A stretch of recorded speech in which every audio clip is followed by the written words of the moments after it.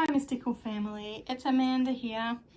I just wanted to bring you another Oracle card deck to do a bit of a walkthrough and a review of. And since last week I did the first Moonology Oracle cards by Yasmin Boland, I actually thought I'd really love to do her Moonology Manifesting Oracle card deck, which is only a few months old, and we do actually get asked if this deck is the same as the other deck, maybe just, had a reprint, had a revamp, or is it actually a separate, different deck? And I'm here to tell you, yes, this is a separate, different deck, and it is actually quite different. So I wanted to do a little bit of a walkthrough to show you how this deck is different. And if you haven't seen the other Moonology card decks, please do check it out in the separate video. So this is actually a 48 card deck. So you get a few more, not loads more, but you do get a few more cards in this particular deck. And it is actually divided up a little bit differently. So to do my run through, I've actually broken it down into 4 piles to be able to show you more easily. Obviously, if you are using your deck as an Oracle deck where you're wanting to shuffle and draw a card, don't keep yours separated like this. This is just for me to be able to show you more easily the deck. Now, it does come with a guidebook, and it's quite a thick guidebook with quite a bit of information that is in it. She actually has a slightly larger blessing that she outlines in the beginning of the guidebook. She breaks down some of that astrology information, I think in a little bit more detail in this one, and she talks a bit about working with the cards, and there's a bit of information on chakras and planetary days and a few things like that in there because they're relevant to this particular deck and the individual cards in this particular deck. There's 3 different card spreads or card readings that she has outlined.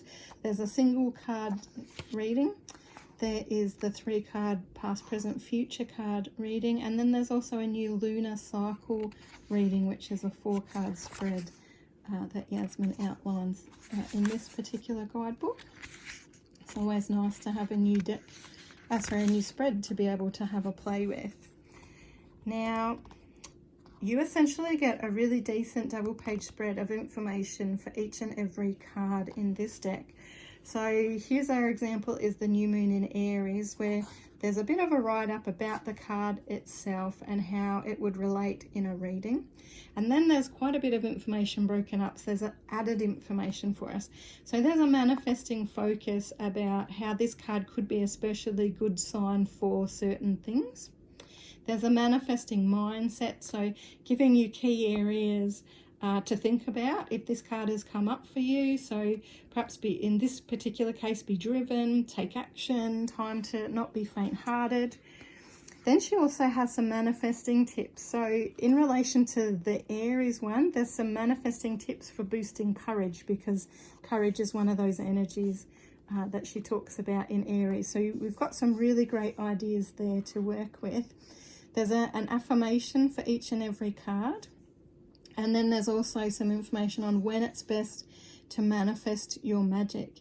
So this doesn't have to be literal magic like a spell. This could simply be, when would be the right time to actually start taking that action or doing certain things that the card's been talking about. So don't feel like you have to suddenly, adopt some magic and spell work if that is not something that you do. So each and every card is broken down in this way with those particular headings, those ideas, some really great information and really uplifting information for each and every card in there. So like I said, it's a really decent guidebook to have a look at and a play with. So then we've got the 48 cards themselves. This is the back of the deck, which is really pretty. It is a bit more of a light and bright coloured deck to her last one, which was a darker coloured deck, but still pretty.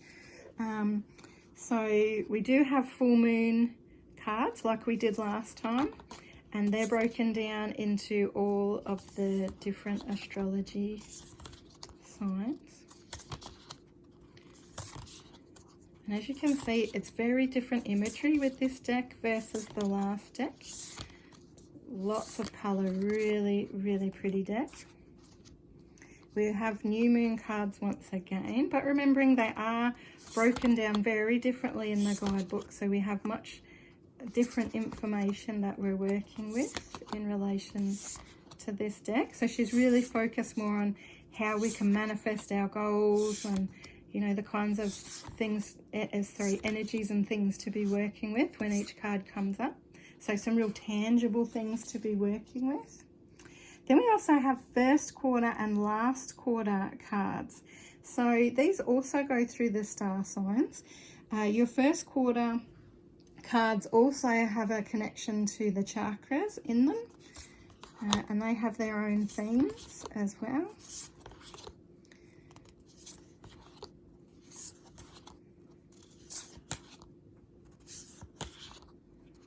And essentially your new moon cards are new beginning type energies and how the different new beginnings are being felt. Your full moon cards are the peak of certain energies. Your first quarter cards are more connected to what is the challenge that's going on for me. And then we've also got the last quarter cards as well, and these ones actually have a connection to a crystal for each one of those as well, and they connect to the different individual star signs and have a crystal that's outlined as a positive companion to work with.